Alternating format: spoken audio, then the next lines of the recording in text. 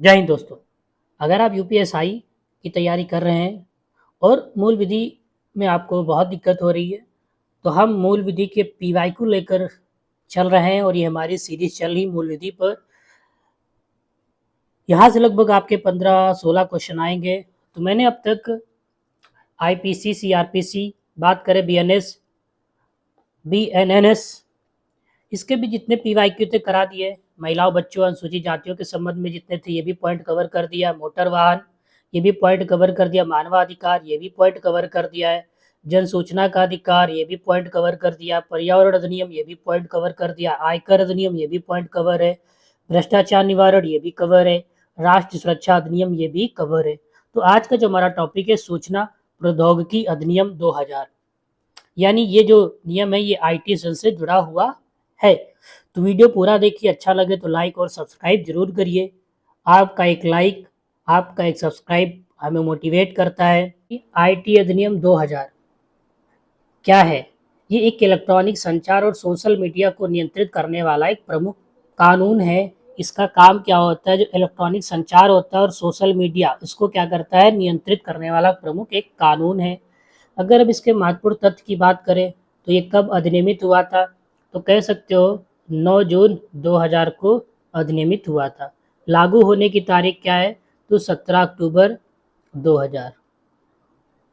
बाद में इसमें संशोधन होते रहे हैं। अध्याय की बात करें तो 13 अध्याय है। कुल धाराएं कितनी है? 90। अगर अनुसूचियों की बात करें तो इसमें 2 अनुसूचियां हैं। अब कुछ हम इससे महत्वपूर्ण धाराओं के बारे में जानेंगे। तो जो हमारा सूचना प्रौद्योगिकी अधिनियम 2000 है, इसकी धारा 69A क्या कहती है? सेक्शन 69A क्या कहती है? कहती है सरकार को संप्रभुता, सुरक्षा, रक्षा, विदेशी संबंध, जानकारी व्यवस्था की रक्षा करने और अपराधों को भड़काने से रोकने के लिए ऑनलाइन सामग्री को अवरुद्ध करने की अनुमति देता है। कहने का मतलब होता है उसको प्लेटफॉर्म से हटा देगा, बैन कर देगा। ये सेक्शन 69A कहता है। अगर हमारी ये सरकार को सुरक्षा प्रदान करता है। अगर सेक्शन 66A की बात करें तो ये क्या कहता है? ये कंप्यूटर और इलेक्ट्रॉनिक उपकरणों के माध्यम से अगर कोई व्यक्ति झूठी या आपत्तिजनक जानकारी भेजता है तो उसे अपराध घोषित किया जाएगा, जिसके लिए उसे अधिकतम 3 वर्ष तक का कारावास निर्धारित किया गया है। 3 वर्ष से ज़्यादा उसे कारावास नहीं होगा। यहाँ से महत्वपूर्ण चीज़ें ये है क्योंकि आजकल लोग आपत्तिजनक जानकारी भेजते हो, छोटी जानकारी आपके पास परोसी जा रही, तो वो सेक्शन कंप्यूटर और इलेक्ट्रॉनिक उपकरणों के माध्यम से कोई आपका नंबर ले लेता है, आपके पास मैसेज वगैरह वगैरह भेजता रहता है। तो इसके जो दंड है वो सेक्शन 60A में निर्धारित किया गया है।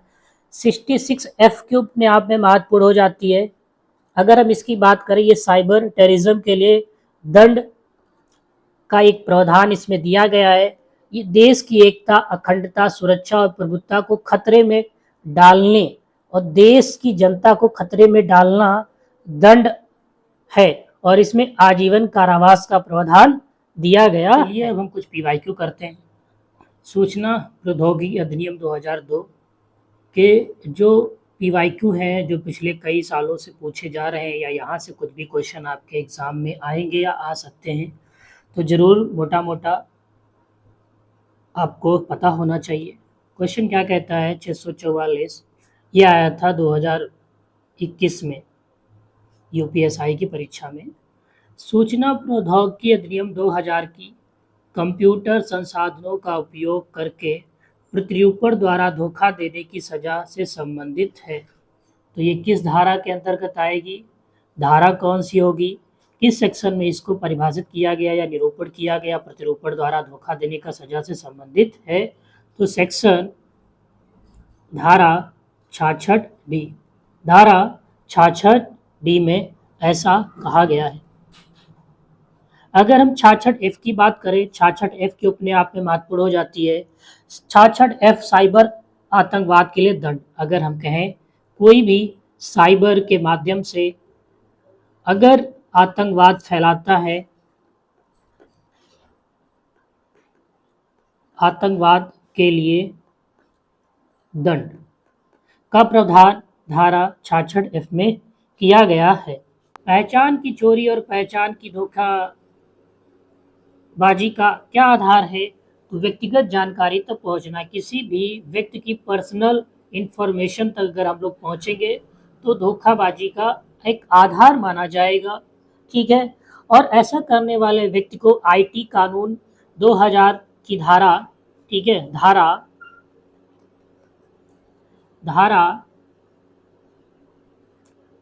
43, 66 सी व भारतीय दंड संहिता की धारा के तहत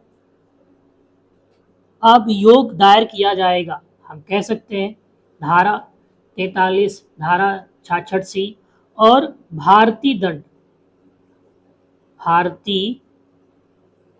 दंड संहिता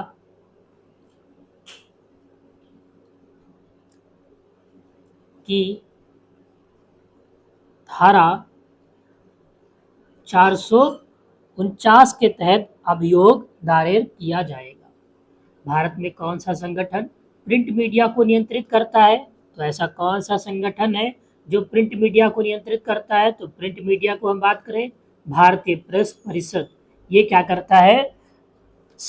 प्रिंट मीडिया को नियंत्रित करता है। अगर हम बात करें इसका गठन कब हुआ था, अगर हम इसके गठन की बात करें तो इसका गठन या अधिनियमित 1978 ईस्वी में किया गया था।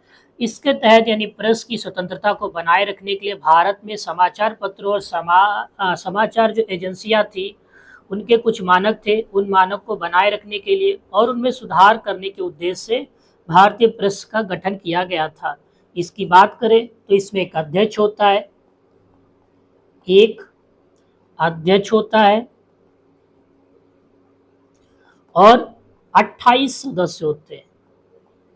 अगर सदस्य की बात करें 28 सदस्य होते हैं जो अन्य होते हैं, और ये लोकसभा के अध्यक्ष, राज्यसभा के सभापति और पीसीआई द्वारा चुने गए सदस्यों द्वारा किया जाता है। और ये एक कैसा है, इसके बारे में और थोड़ा समझे, कैसा है, एक वैधानिक निकाय है। कैसा है? वैधानिक निकाय है।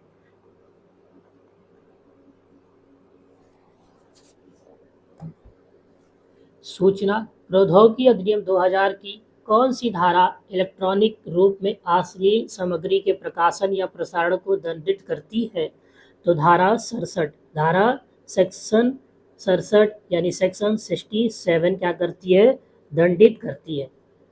सूचना प्रौद्योगिकी अधिनियम 2000 के तहत परिकल्पित की पेयर में एक असमिति क्रिप्टो प्रणाली की परिकल्पना की गई, जिसमें एक निजी कुंजी प्राइवेट की और संबंधित है। किससे संबंधित है? तो हम कह सकते हैं इसके गणितीय रूप से संबंधित है, यानी निजी कुंजी यानी प्राइवेट की, और जो और है वो इसके गणितीय रूप से संबंधित है। कंप्यूटर स्रोत कोड के साथ छेड़छाड़ का अपराध सूचना प्रौद्योगिकी अधिनियम की धारा में उल्लेखित है। अगर हम किस धारा की बात करें तो किस धारा में उल्लेखित है? धारा 65 सेक्शन 65 में उल्लेखित है। छेड़छाड़ के अंतर्गत में कुछ ऐसी चीजें आती जैसे कोई चीज छुपा लेना, नष्ट कर देना, परिवर्तन करना, दूसरे को छुपाना या दूसरे को नष्ट करने के लिए प्रेरित करना, दूसरे को कंप्यूटर सोर्स कोड बदलने के लिए प्रेरित करना, कुछ ऐसी आदि सामग्री को शामिल किया गया है। सूचना प्रौद्योगिकी अधिनियम 2000 की कौन सी धारा प्रमाणन प्राधिकरणों के नियंत्रक की नियुक्ति से संबंधित है? तो कौन सा सेक्शन होगा? सेक्शन 17। इंटरनेट घंटों की चोरी से सूचना प्रौद्योगिकी अधिनियम की धारा के तहत निपटा जाता है। तो हम बात करें 43, 43F, 43H, 43A। तो 43H, ठीक है, धारा 43H के तहत सूचना प्रौद्योगिकी अधिनियम किस वर्ष लागू हुआ था? तो लागू होने की बात करें, ये लागू कब हुआ था? 2000 में। कब लागू हुआ था? 2000 को ये लागू हो गया था। अगर डेट क्या थी? 17 अक्टूबर। 17 अक्टूबर में लागू हो गया था और 27 अक्टूबर 2009 में कुछ इसमें संशोधन किए गए। निम्नलिखित में से कौन सा शब्द साइबर स्पेस के संबंध में गलत है? साइबर स्पेस के संबंध में गलत है, तो इसका जो ऑप्शन होगा, ऑप्शन नंबर हमारा बी होगा। साइबर स्पेस शब्द का सूचना प्रौद्योगिकी अधिनियम 2000 के तहत परिभाषित किया गया है। ठीक है, ये क्या है? गलत है। साइबर स्पेस के संबंध में ये गलत है। बाकी कोई भी व्यक्ति सूचना प्राप्त करने के उद्देश्य से इंटरनेट या वेबसाइट पर अभिगमन कर सकता है, ये राइट होगा। या उपभोगकर्ता के लिए निष्पक्ष है, जिसका उपयोग वास्तविक उपभोगकर्ता या साइबर अपराधी द्वारा किया जा सकता है, ये भी राइट है, सही है। या इलेक्ट्रॉनिक रूप से डिजिटल उत्पाद के संचरण और वितरण के समक्ष बनता है, लेकिन जो ये वाला ऑप्शन था ये गलत था और हमें गलत पहचानना था। कह रहा भारतीय दूरसंचार मतलब किस भारतीय दूरसंचार विनिमय प्राधिकरण ट्राई द्वारा प्रस्तुत की गई एक संकल्पना है जिसमें एक व्यक्ति कारोबार प्रचार करने वाले फ़ोन व संदेश रोकने के लिए अपने फ़ोन का विवरण पंजीकृत कर सकता है अगर कोई व्यक्ति किसी को परेशान कर रहा है, यानी परेशान ना करे, अगर कोई व्यक्ति परेशान ना करे। इसलिए जैसे भारतीय दूरसंचार विनिमय प्रणाली प्राधिकरण द्वारा प्रस्तुत की एक संकल्पना है जिसमें एक व्यक्ति कारोबार प्रचार वाले फ़ोन और संदेश रोकने के लिए अपने फ़ोन का विवरण पंजीकृत करा सकता है अगर कोई व्यक्ति परेशान करता है, तो परेशान ना करने के संबंध में ऐसा होता है।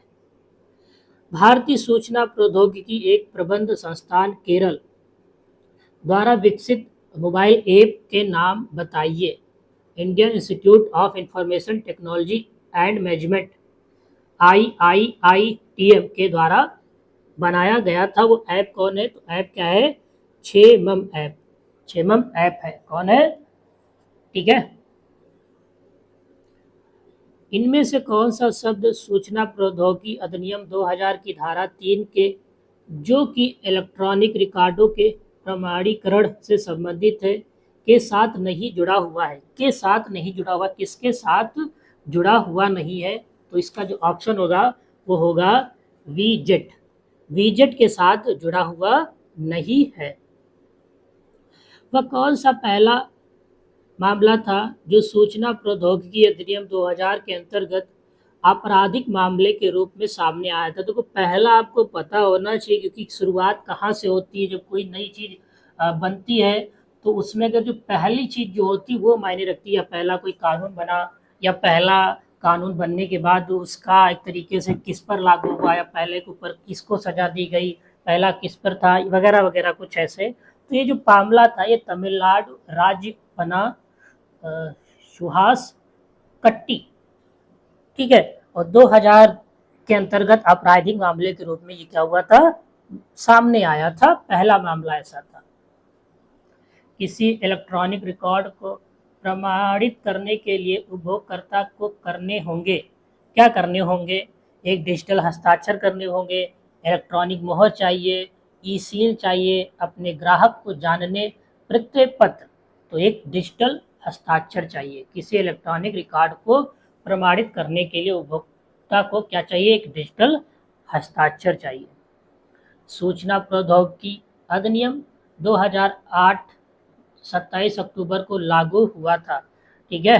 तो लागू हुआ था तो 2009, ठीक है। यहाँ कह रहा है तो 27 अक्टूबर, ठीक है, 27 अक्टूबर को लागू हुआ था। 27 अक्टूबर 2009 को लागू हुआ था, ठीक है। 27 अक्टूबर 2009 को लागू हुआ था, ठीक है।